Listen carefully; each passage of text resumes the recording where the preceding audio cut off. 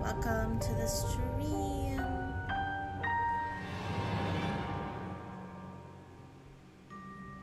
Hello, hello.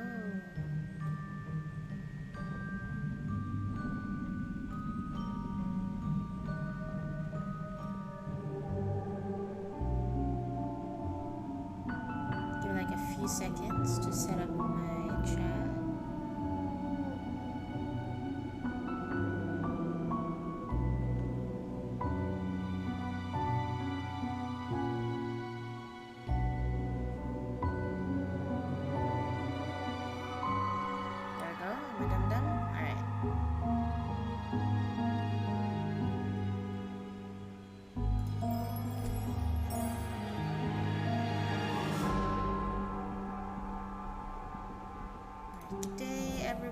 Good day, good evening, good morning. We're back. I hope everybody is in their cozy blankets, because this is gonna be a chilly stream. Get it? You know what? Let's just get into it. It's been a while, as I've always said. I don't even remember when was the last time. October 18, wow. It's been a whole, like, almost 2 weeks, I guess? Right. Time flies so fast. We're gonna... Oopsie. Alright. So, I'm not sure if everybody remembered what happened with this, but if you want to see what happened first, because this is the second chapter of Tiny Bunny already. If you haven't seen the first one, I'll put a link on this archive stream after. Maybe that would help. Basically what happened is that we were in this, like, it's basically explaining who you are, who's the main character, and what your family is about, why you moved in. Well, basically it didn't explain yet why you moved into this very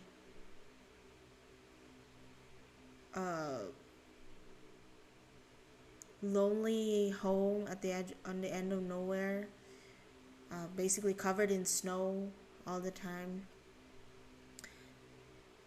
And right now we are here to attend our first day of school as a new student. And the main character doesn't like it. I don't think it's gonna end well, but let's see, right? So let's get on with this, shall we? I believe I didn't put the subtitles. Oh no, not subtitles, but like the voice. Yeah, I didn't. Okay. We're gonna do this cringe style by voicing everything else. Okay, is everybody ready? Let's get to it then. So darkness creeped.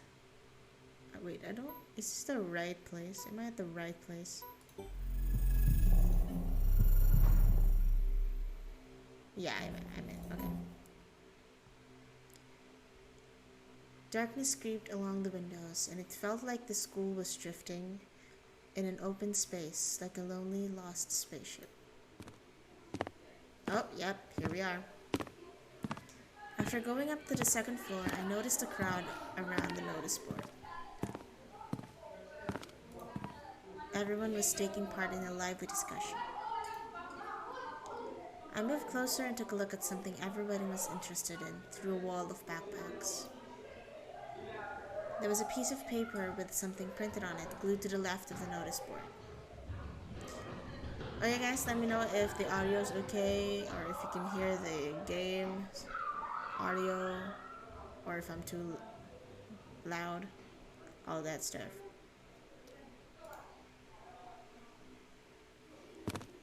Let's read.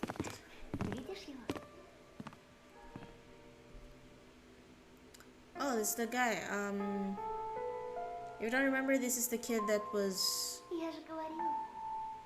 lost in the woods. And our main character has this, like, I don't know what's gotten into him. Wanted to look for this kid to make a name for himself, I guess, from what I remember. Child missing. Vova Matyukin. I probably butchered that name. I apologize. That was his name. A 4th grader. On that grainy print, Vova looked dead, with a black mouth and dark, empty eye sockets. Could it be that the darkness dwelling deep in the forest invaded his pores and mutilated his face? A plastic toy gun couldn't protect him from the whispering branches and the howling wind. Empty eyes of the lost boy pierced through my soul, as if pleading. Unable to meet his stare, I turned around and rushed to the window, took a seat on the windowsill. The corridor was slowly filling up with children, in groups of few. Nobody paid me any mind. In the darkness of school toilets, oh my gosh, child voices were hammering a nursery rhyme. For the fox and for the bear, bunny tasty meals prepare. I turned my head toward them, trying to get a better look at their features. But then my attention was stolen by a loud clicking sound. A female teacher marched down the corridor, with her chin raised up high. Her heels were hitting the floor like miniature hooves. A girl was trailing her every step. She was also looking pompous, stopping along the way and whispering some secret in her friend's ear. She was probably a class rep since she was carrying an attendance register book. Oh my gosh. Ekaterina, take this please. The teacher opened the classroom door and the crowd of children swarmed in, screaming and pushing. Out of all of them, a tall red-headed fat boy caught my attention. His face was full of blisters. He looked like the insides of a pomegranate. Oh my gosh, what a way to describe that. A bad feeling risen up the hair in the back of my head. I've seen boys like him before. Unsettled eyes, cackling laughter. The girl, who was a smaller copy of the teacher, warned the boy with a wave of her hand and entered the room through the clearing in the wood and the crowd. My gosh, what is with me and my reading today? Some other guy stood in the way of the crowd, and the redhead immediately shoved him. Move your legs, moron. The boy flew headfirst, flailing his hands, trying to keep his balance. Oh my god! The fatso burst out laughing, and a couple of kids joined his nasty cackling. Oh god, that is loud. Their laughter sounded like someone was snipping with huge garden scissors. The classroom sucked all of the kids in. The corridor stood empty. I wanted to grow roots and stay on the windowsill.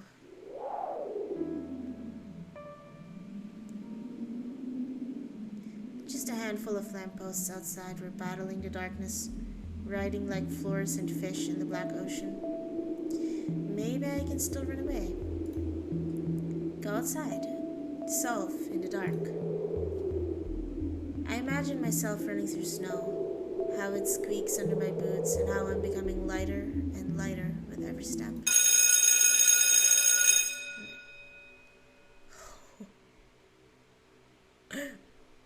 I don't know about you, but oh my god. That echoed in every one of my brain cells. The ringer's trill blew that illusion away. I tore myself from the window with great effort. Then took a couple of deep breaths, trying to at least calm down my mad pulse, and entered the classroom. Ah, I hated that feeling. The pink teacher looked at me over the frame of her glasses, clearly annoyed. I'm the transfer student. I was told to come here. The snowy forest trail was winding in front of my eyes. The pines rustled, but it didn't sound predatory anymore. She buried herself in the register and flicked through the pages. Your last name? Petrov? Huh. What are you mumbling there? Say it clearly. Petrov. You're not on the list. She measured me with a long and heavy stare, as if trying to see if I was lying. I wanted to sink through the floor. Hazy faces observed all of that from the left. The classroom breathed and snorted in unison, like a living organism, like a dangerous beast. Are you sure? I don't have you in my register. My knees chose the worst time to start shaking, and I feel dizzy. I clutched my fists so hard my knuckles became white. They told me to come to the classroom 204 to ask for Lilia Pavlovna, class C6, 6C.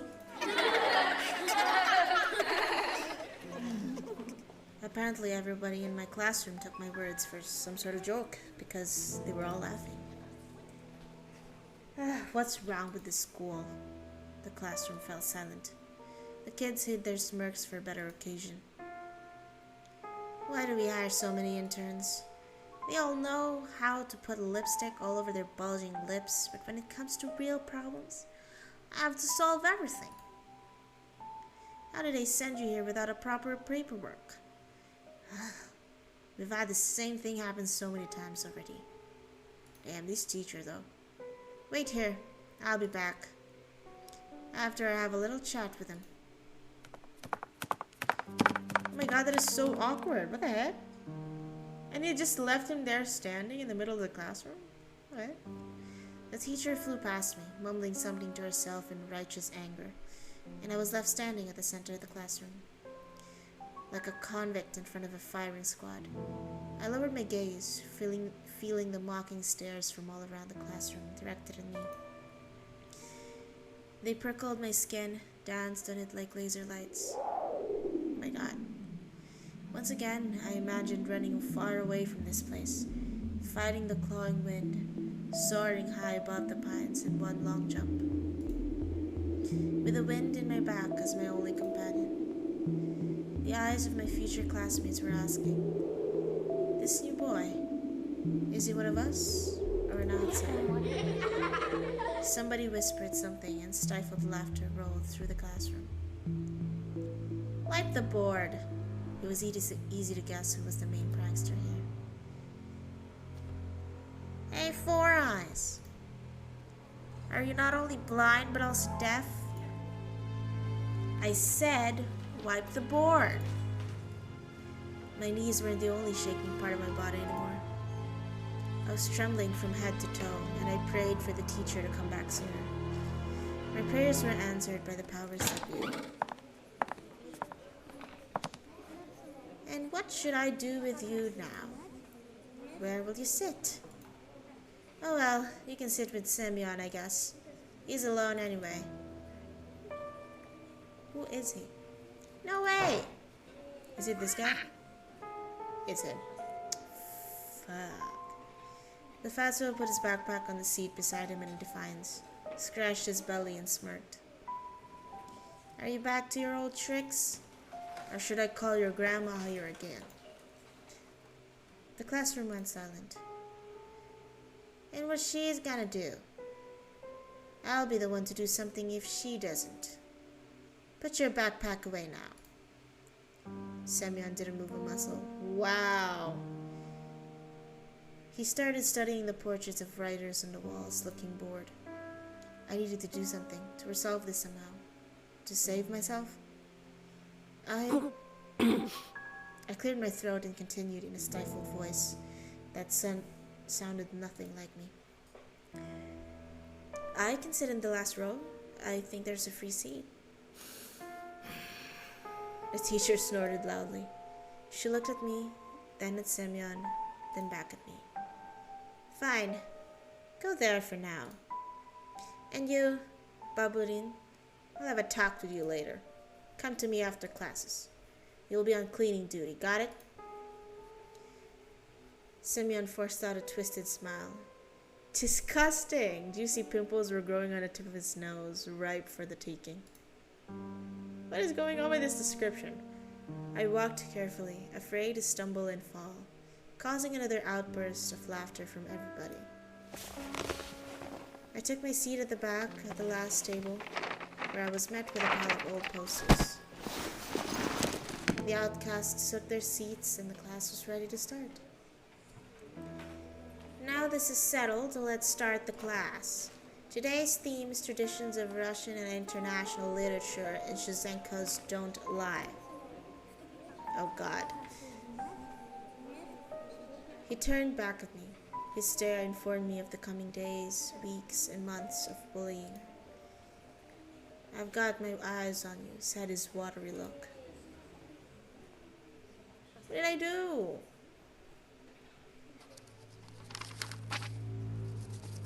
After just a couple of periods, I had already noticed a huge yellow spit in my notebook. Then at the cafeteria, the Semyon accidentally spilled a glass compote on me. What is a compote? Dessert drink brewed from a mix of dry fruit and berries. Okay. Then he flailed his hands around after exiting the toilet so some of the liquid from his hands would get on me. Just before the final period for the day, Semyon pushed me into the buzzing crowd of girls from our class. Oh my God! They made way, cursing, but I couldn't hold my balance and ended up ramming my face into the girl I took for the class rep before. Right in her chest. Ow! I immediately stepped back, dying from embarrassment. I'm sorry. Are you alright? Yeah. Oh. Then she suddenly put her hands on her hips. Oh my God. Will you look at him, groping me in front of everyone? I'll tell my mom. They'll expel you. Pervert. There was some sort of sadistic pleasure in her eyes, as if she was a child who was about to put a lit-up match to the chauffeur beating. I didn't mean to. He pushed me. We all saw that, you know. No blind among us. She stared at my glasses while showing me a creepy smile. I started to fume on the inside, but Simeon's laughter cooled my head. I pushed you? You sure? He swaggered up to me, enveloping me in the smell of sunflower seeds and rotten teeth, and then pushed me to the ground. Oh my god. Like this, huh? What you gonna do now? The bully towered over me, as if saying, come on, hit me. Let me see you try. Fight back or endure? Oh my god, really? And I didn't save?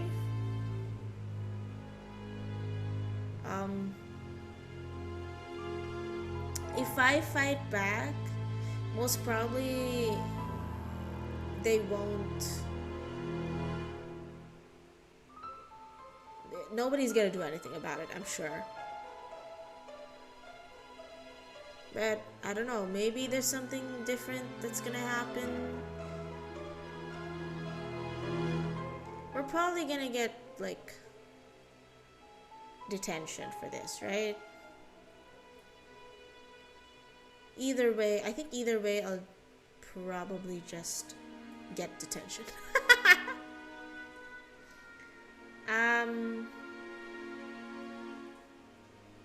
You know what?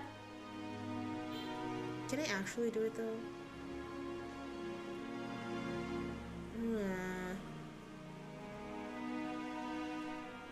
You know what? I'll be the main character. I think he is supposed to endure.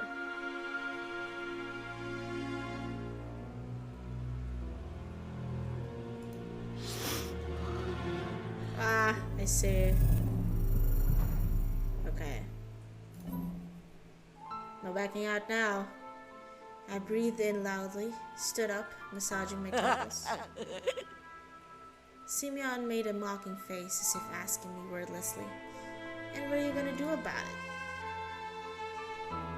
I looked at his red fist that seemed so big to me at the moment and realized if I said even a single word, I'd get hit.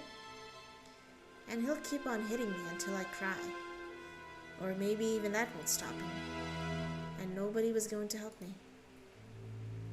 Sorry. I tripped. What a pathetic squeak. If you could actually burn up from shame, I'd be reduced to cinders by now. Learn how to walk. Blind rat. I lowered my eyes and squeezed past Simeon. He showered me with the smell of decaying teeth. Bye-bye, sucker. Ew! The fatso let out a loud snort behind my back. My muscles became wooden, and I felt him wiping his back on the I continued walking, listening to demeaning smirks from all the sides. It was even worse than I expected. I was late to leave the school after classes on purpose. Simeon didn't attend the last period, so I was hopeful. What if he decided to dodge the cleaning duty and ran home, forgetting all about me? This was a relief. I didn't want to meet him in the empty hallway. The smirks of my classmates stood before my eyes like overturned horseshoes. My class had a lot of fun at my expense, but those who missed the show were asking the others to describe my bullying in full detail. I should have just transferred into a school for freaks. I'd be less conspicuous amongst hunchbacks, lame-legged, and disfigured. Oh my goodness. While the other students were leaving the school, laughing loudly, I was pretending to skim through my books near a window. I was staring outside, nervous. Simeon was nowhere to be found in the front yard or near the school gate. I didn't really believe I was this lucky, so I decided to be extra cautious and stayed for some more time in the corridor that was gradually getting less crowded. All of the bustle moved to the first floor. There was a skeleton peeking out of the biology classroom. Biology. Some jokester put a cap with an American condor on its head. The sound of running water were coming from the bathroom. I was the only person left in the whole school. I'm not alone, a sudden thought came to mind. I remember the missing boy. His portrait was on the notice board. near the schedule. Oh, why does he look like that? I remember his smile, him looking at me, and the fact that he's mostly likely already dead. Hello? I shuddered and turned around.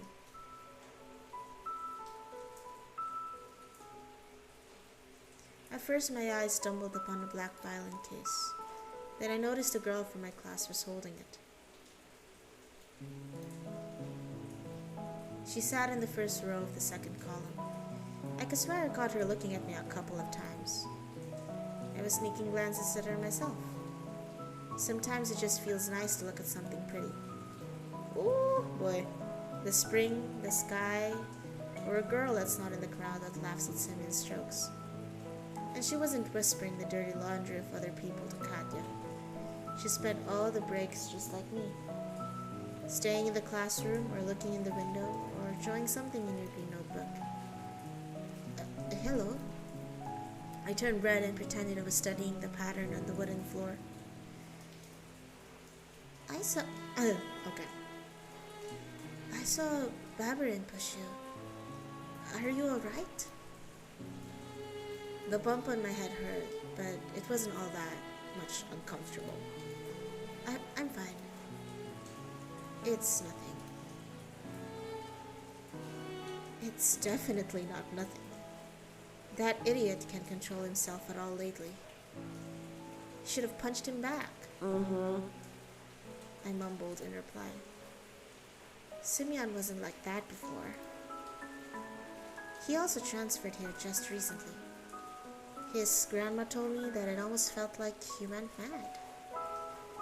I started shoving books in my backpack to at least put something in my hands. The girl looked at me with her clear, attentive eyes. Do you live over the river? In that wooden house? Yeah. It must be scary living there. And you also have to cross the forest. I wouldn't be able to do that. I shivered at the mention of the forest. I thought of intertwining branches of a snake-like trail of endless darkness that spread like mold among the crooked trees. So I straight up lied. It's not that scary.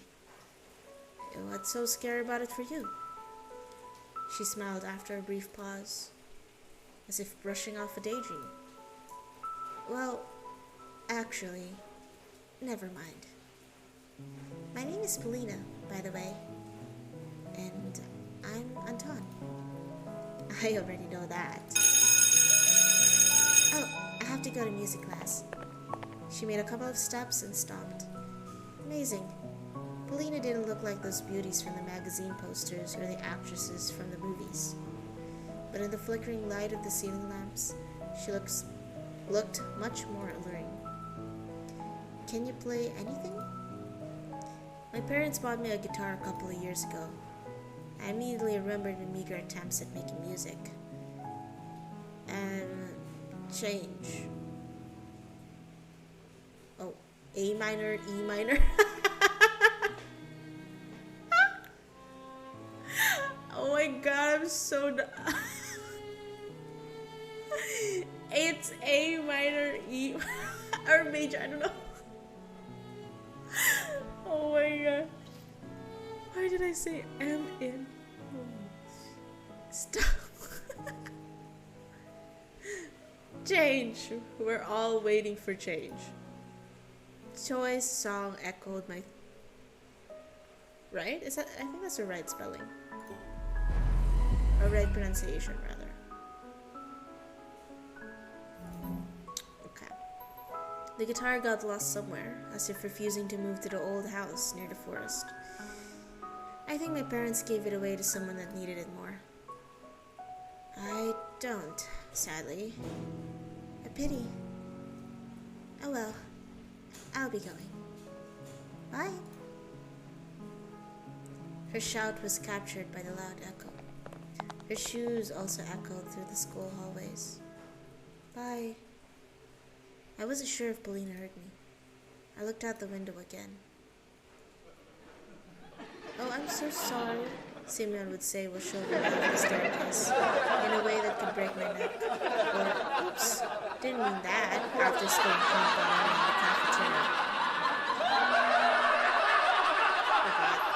Alright.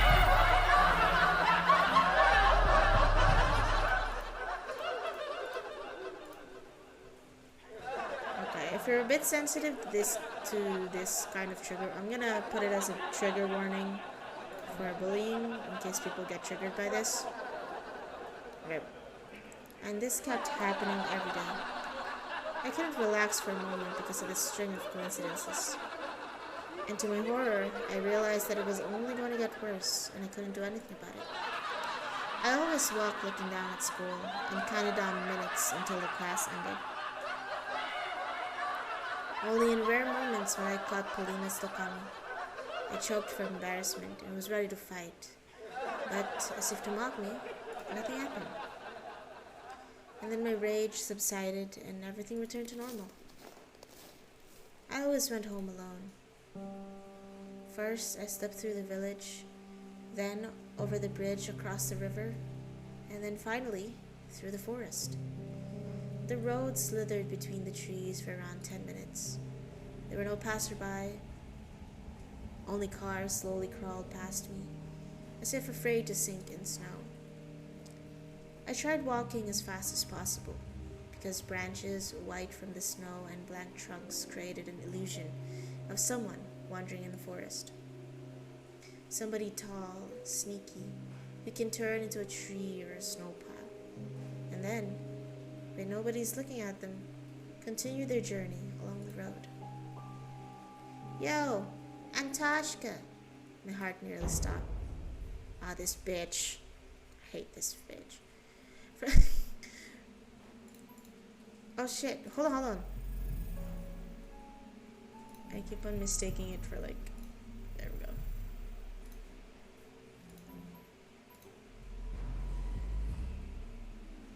From the darkness behind the pines, just like cavemen from their cave, appeared smirking Semyon with a bunch of his cronies. And who do we have here? Check out this four-eyed freak, eh? He surrounded me like a carnivorous pride, making me step back. The smell of sweat and tobacco attacked my nostrils. The inside of my mouth felt salty, as if I'd licked a battery. Look at this sucker, guys. He tripped so hard at school that he broke the floor. We'll repair it now. Will you pay for it, wimp? Don't worry. We'll teach you how to walk right. Oh my god. Bitch has a ring? Simeon brought a sizable signet ring with some geometric shape carved into it. Carved in it up to my face. In a moment, I'll hit your beep face so hard it'll leave a mark for the rest of your life. Stop! A wheezy whisper left my lips and my head tilted forward, hitting Simeon's fist. Red sparks flew from my eyes. Oh, did he actually punch me? They're gonna gang up on me and beat me up. Oh shit! Yasha, give me a hand! Simeon gave me a rough push toward the bastard with the slanting eyes and it shook me. I felt on a sharp crust of ice and fatso stuck in my hand, preventing me from getting up. A painful groan escaped my throat. Did you hear him whimper? Is he actually or something? I don't know if that's allowed. I started to lose breath from anger and resentment. The pain was growing. My ear was hot and pulsating pain was shooting through it, like it was cut off and a ball of nettle was soon in its place. Who's this? Why so silent, Antashka? Oh, okay. Come on, tell us, are you a... what?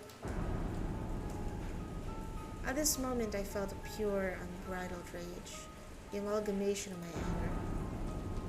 Bro, you don't want him to be mad, alright? Like the Sprouts ink, it rose up from the depths of my mind, filling all my thoughts. Is it raining outside? Hold up. It's raining outside, okay? Morons. Do you know that my dad is also her? Simeon burst out laughing. This became the last straw. Fear and anger were grappling inside me like mad dogs. He knows Aikido. Got it? He's a vet. He'll kill the likes of you with his eyes closed. One word from me and he'll... The boy in the tracksuit raised his hand, stopping the torment of flies, and made a couple of steps forward. Simeon slowly backed off, giving me an opportunity to stand up. It was a surprise for me. Seems like Baburin wasn't the leader of their gang. In reality, they were all listening to the boy who was looking like a small carnivore with a very strong and sharp teeth. Pines were swaying back and forth like solemn guardians. Did he believe me? Or was he confused by my face, twisted with rage? A vet, you say? My dad also fought in the war. In Afghan. And yours? What is this comparing with the dad's now? Mine too. Oh really? Oh really? And what force did he serve in? I stumbled. Fear chomped at my raged throat and made it bleed. He's full of shit, Bronca. Sure as fuck, eh? Did you think I'm so easy to trick? I could see through all your lies, little bitch. There was a nasty smile on his face now. This didn't bode well for me. Well, you asked for this. You're a fact. That's right. I can't make a... Pray that they find your dead body come spring, eh? If only stayed silent, wouldn't have lost a hair. But fucking around with stuff like Afghan, where my dad spent time under fire, on international duty, and fucking whatever that is, give him a good pounding, Shoma. The delinquents closed in on me again. I ended up in front of Simeon. Blood was pumping in my temples. Branches were swaying back and forth as if whispering something, giving me hope. I gritted my teeth, fighting the thought that I looked silly, and took a boxing stance I often saw in the movies. Where are you, fucking Mike Tyson? Oh my god, you know what? This was my first ever fight. I'll remember it for the rest of my life if I don't kick the bucket, of course. At the edge of my vision, I noticed the darkness writhe again, as if someone was walking back and forth there. I sensed Roma's claws grab my backpack. Give me your shit, Antoshka. It'll get in the way. I was about to refuse and willing to cooperate with the bastard, but then he fished a butterfly knife out of his pocket with one smooth motion, spun it as if showing off, and put the blade to my neck. Hey, easy, buddy. I can make it painful. I let out a cloud of steam instead of words. Ramka pulled with all his might and my backpack ended up on his hands, calm and relaxed. An insidious smile on his face. He looked into my backpack. Are you hiding something from us? Some rat stole my school shoes. Let me see if it was... Was this? Ronka gave me a dubious smile.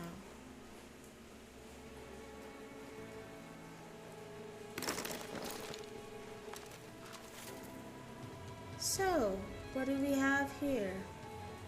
My text and notebooks fell in snow.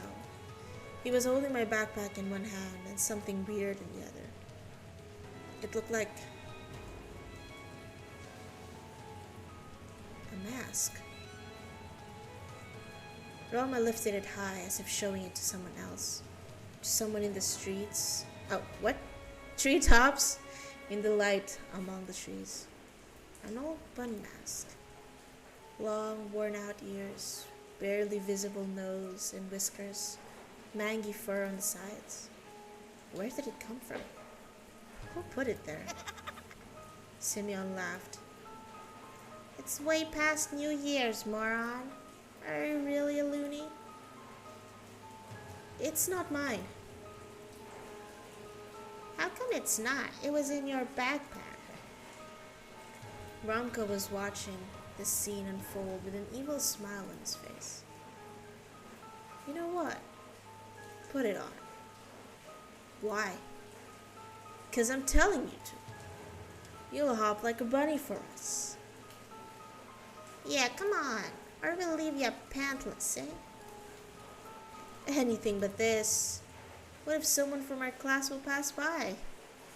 For example, Polina. No. Shoma. Oh, it's Roma. Shoma, put it on him. Yasha rushed to his friend's side and took the worn-out mask from him with a buffoonish bow. Then he passed it to Simeon, who was already rubbing his hands in anticipation.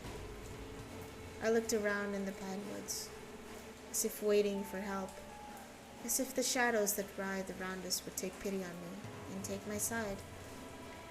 Branches looked like arms, twisted in unusual angles.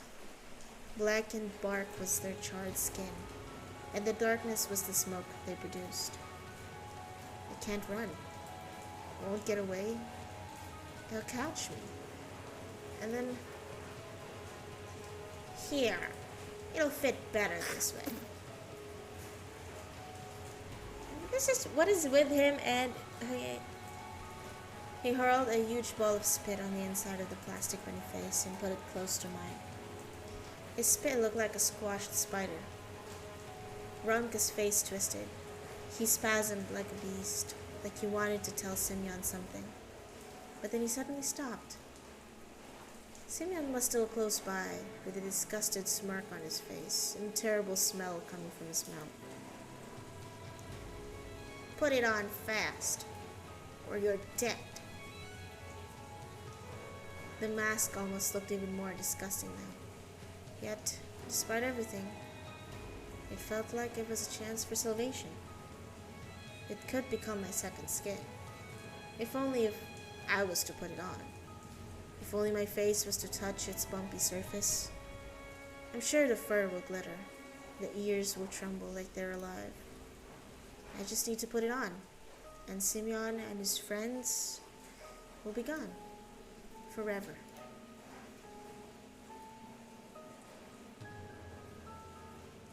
What, really? Oh my god. Is there really nothing that I can do? I reached out. My hand wasn't shaking anymore. Simeon handed the mask and let out an evil laugh. The fur felt warm to the touch, just like I expected. I got goosebumps. Electricity flowed through my spine. This is it. My salvation. A voice whispered to me from the well of my subconscious. Just put it on and nobody will hurt you. The forest froze, gazing at me with cracks in the bark. I acted slowly. I took off my glasses, got rid of the nasty spit on the paper mache. There was movement inside of the bunny face, as if trying to break out, and I needed to help it. I lifted the mask and started moving it toward my flaming cheeks. Just like in that movie with Jim Carrey. This mask had power. This mask had strength. Carton touched my skin. It enveloped my skull, my nose, took the shape of my face. It smelled like an animal lair and pine. My lips touched some sort of hard, wavy material, my armor. Strangely enough, through the slits of the old carnival mask, I was able to see as good as through my glasses. A trio of boys, frozen in the clearing. Snowflakes, frozen in the air. The trees, whose shadows formed black streams around me. and a weird silhouette in the early twilight behind the windfall. In all that silence, Simeon nervously whispered, "Hey, guys, what's up with him?" I broadened my shoulders. My muscles felt like they were made of steel. Invisible plumes of fog flew toward me, breaking off the trees. I was absorbing the forest's power with every pore of my body. I smiled underneath the mask. No, I showed my teeth. My fists were itching. My stomach was growling. "He's turning." "You asked for this." I made a step forward. Simeon carefully stepped towards me, as if he was walking on thin ice. A trail from my dreams snaked in front of me again. Endless, alluring. It was beckoning me away from all the problems, to the new, wonderful world, the world of magic numbers. I pulled on the zipper, opened my coat, and threw it to the snow with a fast motion. Whoa! That growled. Oh my god.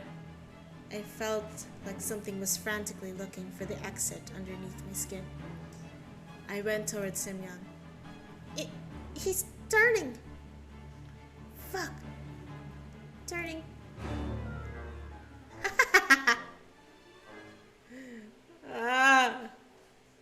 To a fucking retard.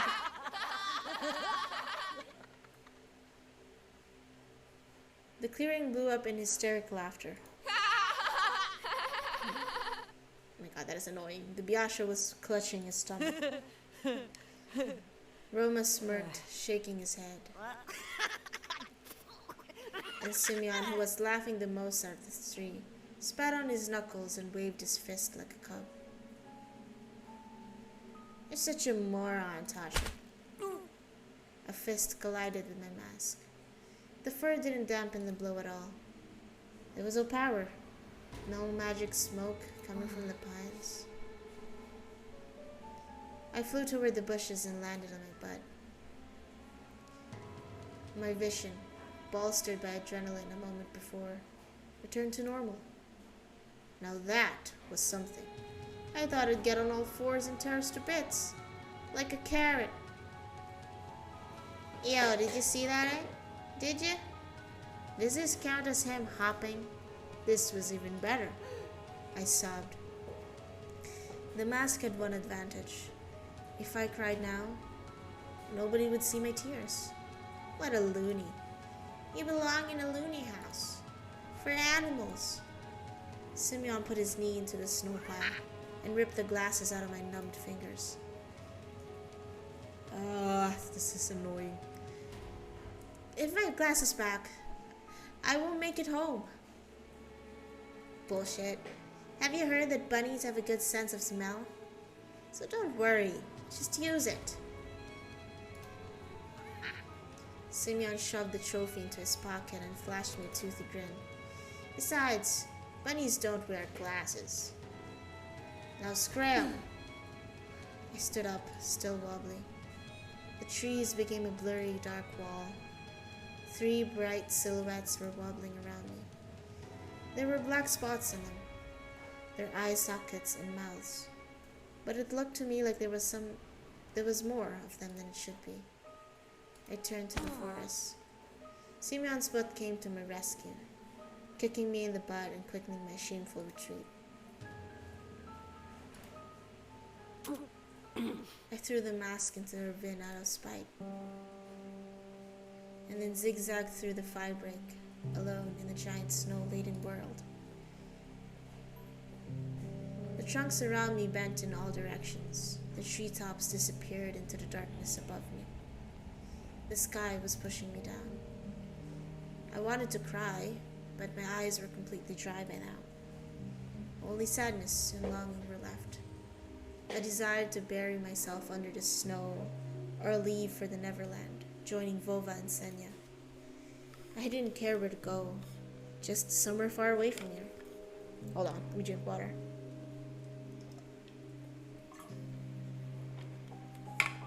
Hydrate, guys. somewhere very far away.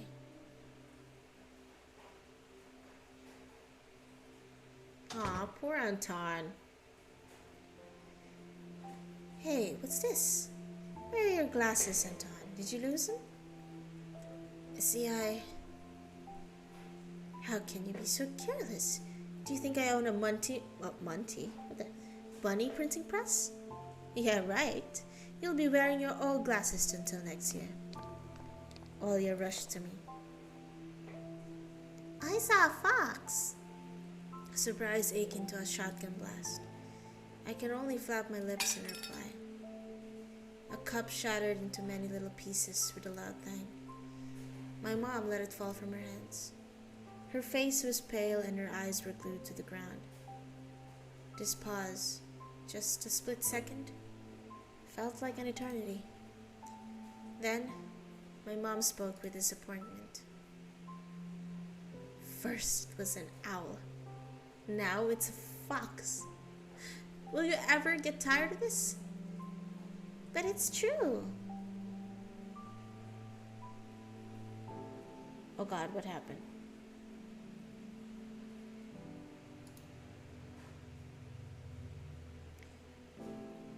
She was so fluffy. She stood on her back legs near the hedge, just like a person. The fox called my name, but then Mom came and she fled. There was no fox. Stop making things up. Don't go near her. If it was necessary, I was ready to shake my sisters if she was a doll made of cloth. What's wrong, Tasha? Don't go. You hear me? Mom entered the hallway and gave me a surprised look. I hesitated. Well, a fox will bite you. I remembered fairy tales where foxes used to kidnap children. I imagined Alisa, liberated, carnivorous, running through the night forest with a dangling sack in her hands. It wasn't a real fox. Tell him, Olya. She stood on 2 legs and she wore a dress. And she was real. See? Mom showed us a tired smile, as if it was the only explanation needed. I also forced myself to smile. My smile was like a thin piece of soap, right before it dissolves completely in her palm. But when I was left alone with my sister, I whispered, if you see her again, run.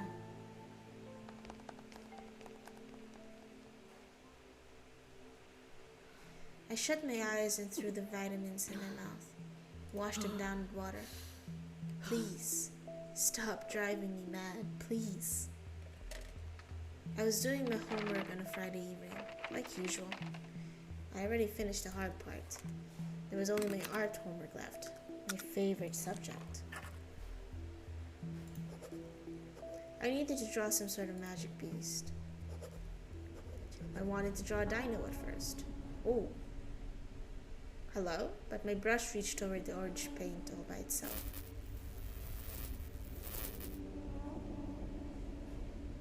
One stroke after another, the picture of a fox started slowly forming on a piece of paper. She was almost popping out of the snow-white sheet. She stood on her back legs and wore a sly smile. My brush moved again, drawing a fluffy tail. A moment later, it dropped out of my weak hand. After I finished my drawing, I spent a while studying it in surprise, as if I couldn't understand where this red beast came from. The longer I looked, the scarier a smile felt. Carnivorous, fake, like the smiles of women from adult magazines that were sold in press kiosks back in the city. An alluring smile that masked deep-seated malice, and the fox's eyes turned red, as if bloodshot. They looked more like bullet holes you see in action movies. I don't remember drawing them this way. I moved away from the table, and the lamp's light reflected from the wet paint. The drawing was glossy, It felt like the fox was watching me. Fucking, are you serious? Really? Right now?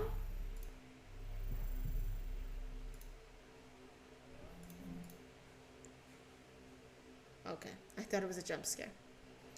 Anton! Are you deaf? Oh, Daddy. What? Why are you here? I was just thinking. I'll ask you again. Have you seen your sister? She's hiding somewhere again. Something moved under my bed and I froze. Olia's dirty face peeked out with a finger pressed to her lips. Shh.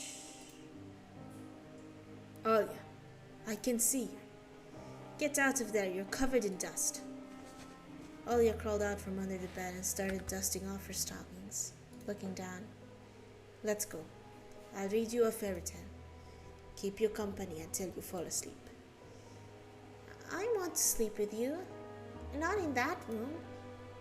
It's... Mom entered the room. What? The owl again? And what do you think? Olia, it won't come anymore. I chased it away. Olia shook her head in defiance. You didn't. And it will come. It said that it'll come every night. Oh, it talks now? Olia ignored the question and then asked with a newfound determination. Can I sleep with you? Please? This will be the last time. No. Oh, what the? Didn't you say yesterday was the last time? Olga, you're a big girl. Why don't you let her sleep in my room? I thought it was a great idea, but Ollie shook her head again. No, I don't want your room. It watches you too. I felt goosebumps all over my body. Enough! There's no owl. You're sleeping in your own room tonight. Got it? Aww. Mom, please. Please. Mom took Olia's hands and tried to lead her out of the room. Let's go, sweetie. Don't bother your brother. Olia clutched the bed's head with her free hand. Please, please, please. I don't want to go to it. Mom was tugging Olia toward herself, but she didn't budge. Only the bed's head squeaked in agony. Dad intervened by picking Olia up and carrying her out of the room, despite her desperate protests and pleas. No, don't take me to it. It's going to watch me again.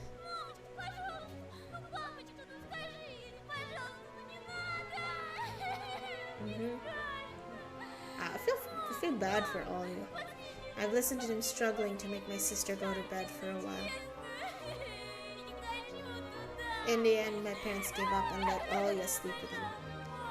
But it was surely the last time, ever. When everybody settled down, I was lying in my room, thinking about Olia's words. It's watching you too. I felt uncomfortable. I barely managed to calm down only after closing the curtains in my room shut.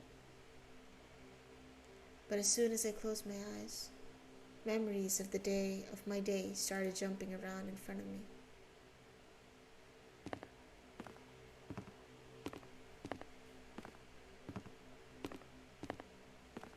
I was in the middle of a stuffy school corridor. I could see the literature classroom from here. The faces of dead classical writers and their portraits, the prim and regal pose of our homeroom teacher, Lilia Pavlovna. And around that corner was her daughter Katya, a snitch and a gossip, eagerly waiting for me. Hey, transfer student. Transfer student. Who calls them transfer student? What do you want, Katya? She got on her tiptoes and started swaying, while hiding her hands behind her back, and then asked me with a fake smile on her face. Can I ask you something? Why did you get transferred here? I might have told the truth about this to Polina, but Katya will sell it on the market for 3 kopeckas. It would be the same as printing all my thoughts and hanging them near Volva's picture for everyone to see. So I averted to an answer I knew by heart. It's all because of my parents. Dad has a new job here, and my mom. But Katya didn't even listen to me. Just rushed toward the perked up ears of her friends, whispered something while stealing glances at me and giggling. Yeah, right. He takes us all for fools. I've heard it's all because of his father. He crossed the road of some big shot and now their family is hiding in a remote little village. That's not true. You're lying. And did you hear? Did you hear how Bab had been up? And all he could do was look all pathetic and take it. Stop it. You know he wasn't alone. And if that wasn't enough, there were rumors that this weirdo carries a bunny mask with him wherever he goes. Who in their right mind would do something like that, huh, girls? I see. Our Antoshka must be truly special. Is that an artist? Maybe he's an artist? Or something. But what if he's a serial killer? I'm sure you'll be able to find an axe in his backpack if you look hard enough. Or something even worse. Yes. Shut up! Look at his scream, as if something bit him. His pupils, look at how wide they are. I hope he won't go insane and resort to violence again. I mean, there must be a reason his mom always feeds him those pills, right? I just stood there in confusion, trying in vain to understand how she found out about my medicine. And what scared me even more was the possibility that her nonsense had some truth mixed in. Yes, that's right. He's as insane as his little sister. Can you imagine that she says a human-sized owl visits her every night? Yes. But not a single healthy person has seen it. And this simpleton believes her. Can you imagine that? And then I caught a single kind look from the smirking crowd. How can it be, Anton? Are you really? Are you unwell? Polina, please, listen to me. Yeah, right. Don't listen to this liar pulling... Yes. This loser can't even stand up for himself. And he won't be able to defend you if it comes down to it. He'll run away to protect his own skin. Weakling. Polina slouched as if someone kicked her in the stomach, then burst into tears and fell to the dirty floor, wailing and screaming. What is happening? No. Why, Anton? Why? I couldn't understand her reaction, but I still rushed to Polina's side before getting shoved violently by Katya. Get your paws off of her, you monster! Rage was building up under the veil of my fear. It slowly rose from the cloudy mist. I felt my upper lip lift and creep up, showing my teeth. The fact that your father beats your mother doesn't give you the right to do the same to girls. Oh my God! My fists became hammers. I couldn't unclench them. Nobody can speak about my family like that. I came to my senses when I already lunged at the angry Katya. He went nuts! Oh my God, this bitch.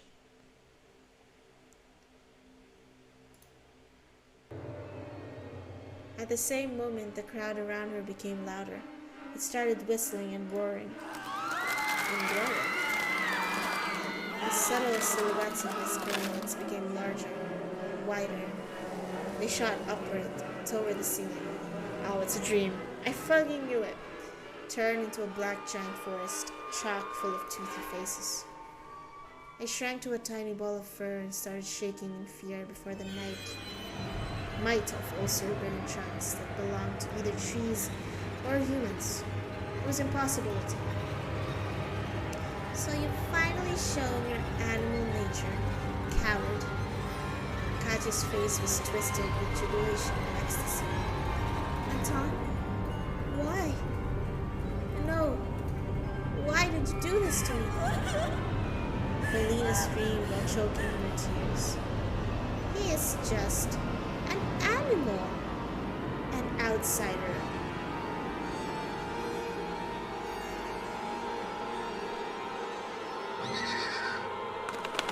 Scary flapping of wings came from the forest. A pair of giant white ears descended somewhere from above, and I dug myself into them. Anton? Anton! Please! Wake up!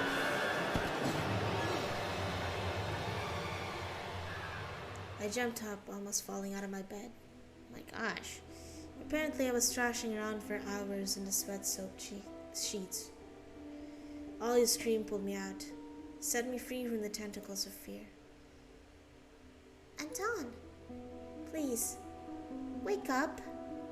Wake up. It took my eyes a while to focus on the silhouette near the window. Olia's voice was distant. My head was still ringing after the fight. Sounds got distorted, as if my ears were stuffed with cotton. My sister, as distressed as ever, just kept on repeating the same phrase. The owl! The owl! Please! I'm scared! Her tears poured on my heart like boiling water, but I was almost thankful for the owl's appearance. Otherwise, this scared Olia wouldn't have woken me up. Wait a second, Olia. Want me to read Masilka for you? If I get another jump scare this time, give me... I placed my bare heels on the cold floor, felt around for my glasses, remembered Simeon, his underhanded act, and sighed. Anton? Please, please, look! She couldn't tear her eyes off of the window, as if it was a staring contest. I found the light switch with my hand. The lamp poured bright light all over me. I got up.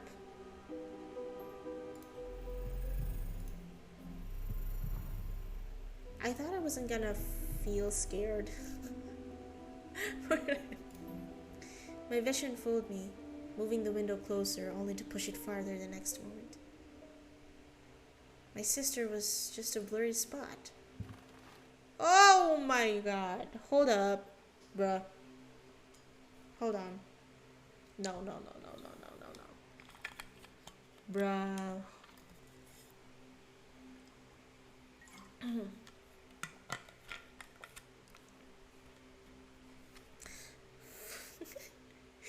I'm not ready. Hold on. Whew. Okay. I took a hesitant step forward. I fucking knew this is gonna come back to bite me. Oh yeah? What's there?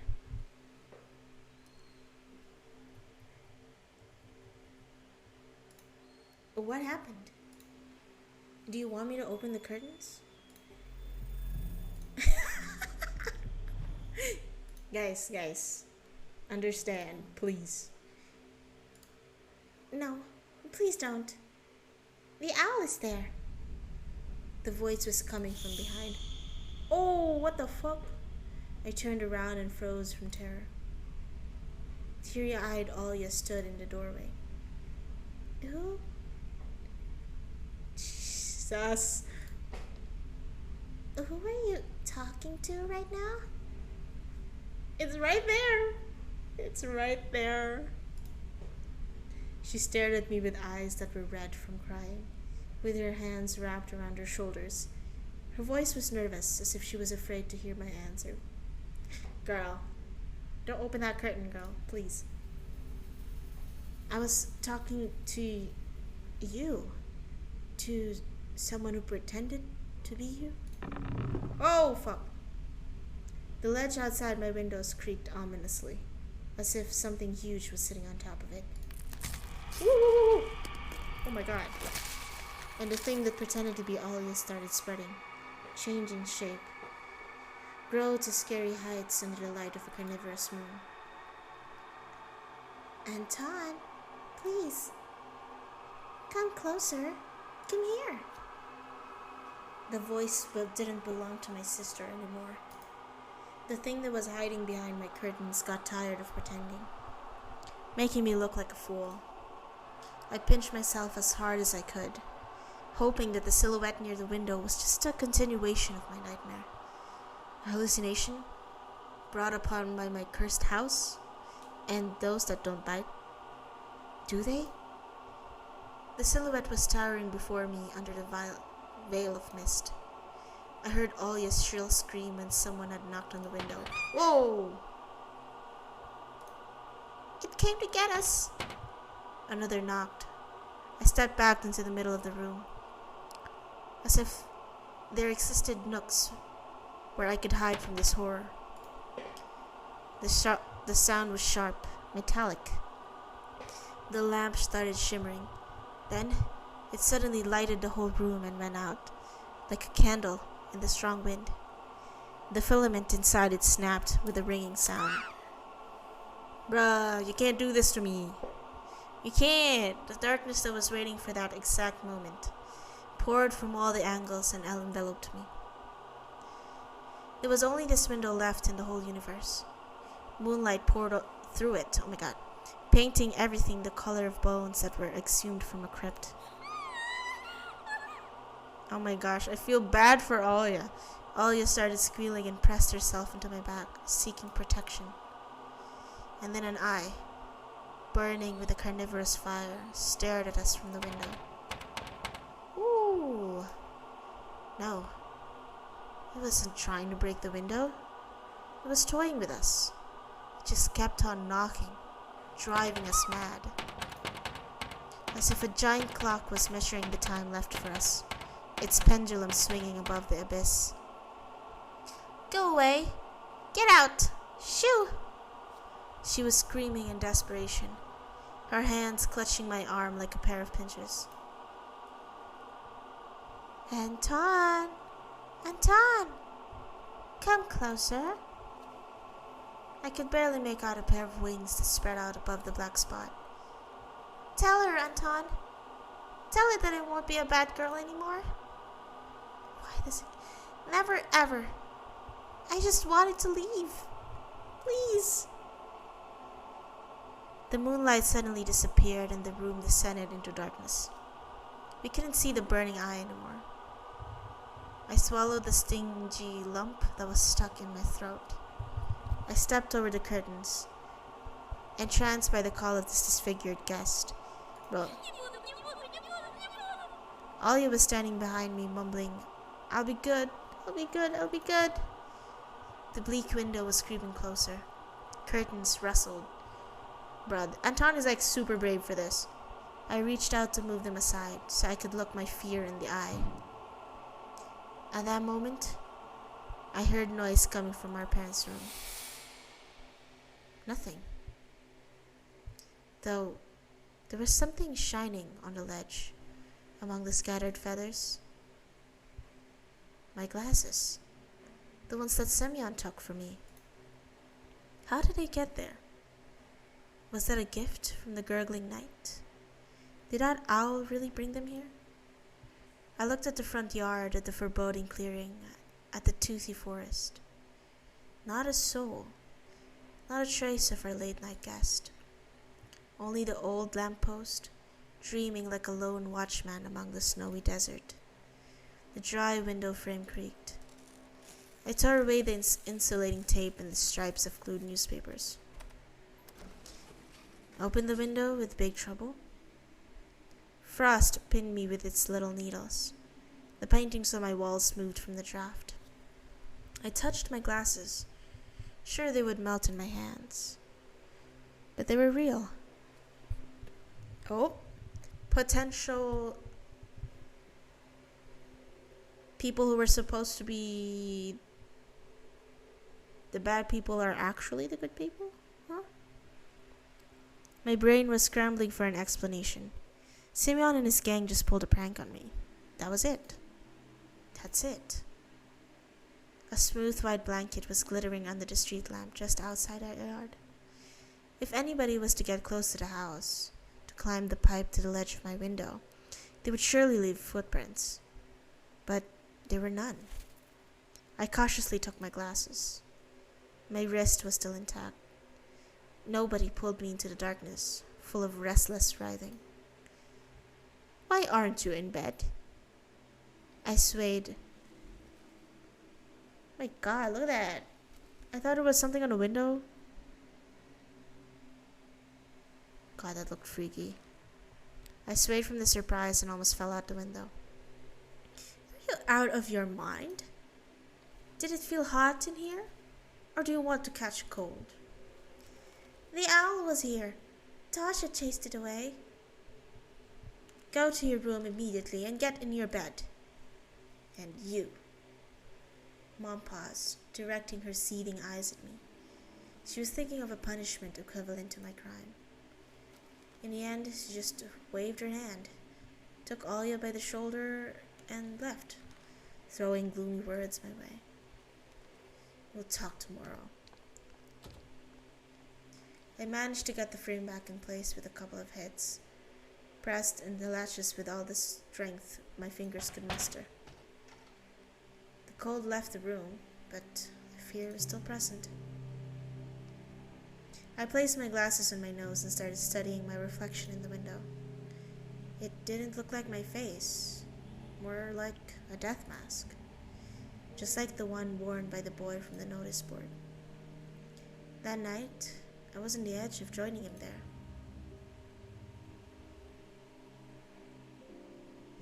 A black and white face was staring at me through the clearing between student heads.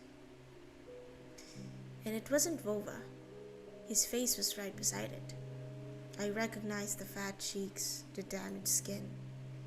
Simeon. Baburin's photo was printed out and placed under the glass like an exhibition piece.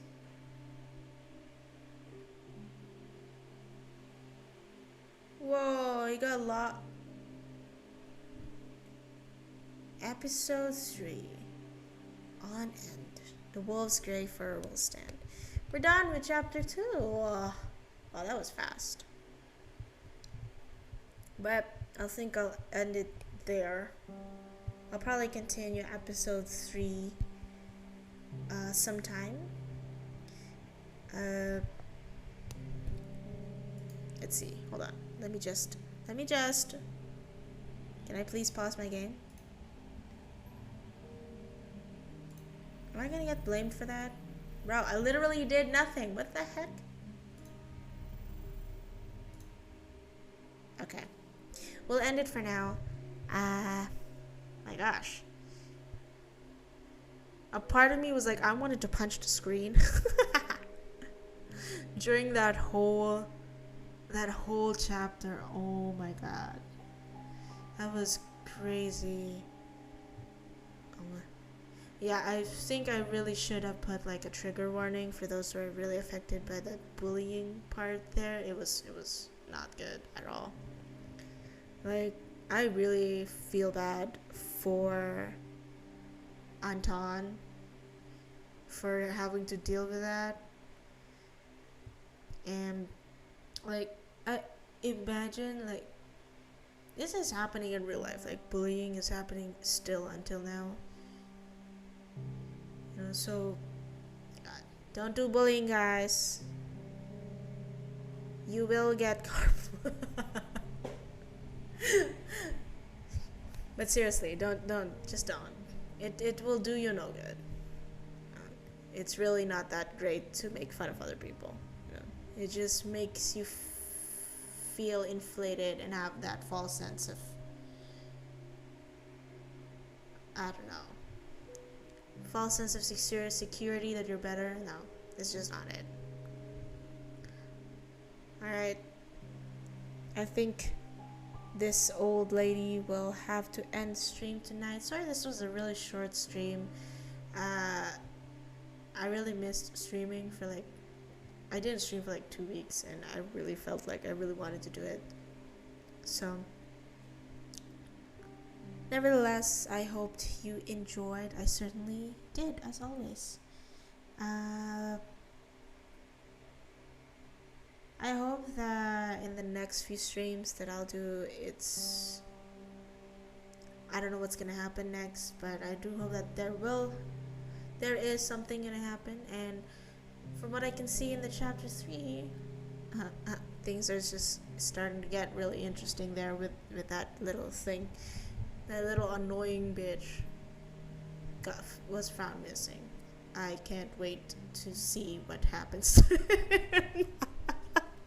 Alright, I'll stop before I say anything bad. Alright, thank you so much. I'll see you guys again next time. And I hope you have a great night, everybody, or morning. Alright. See you soon. Bye-bye. Thank you.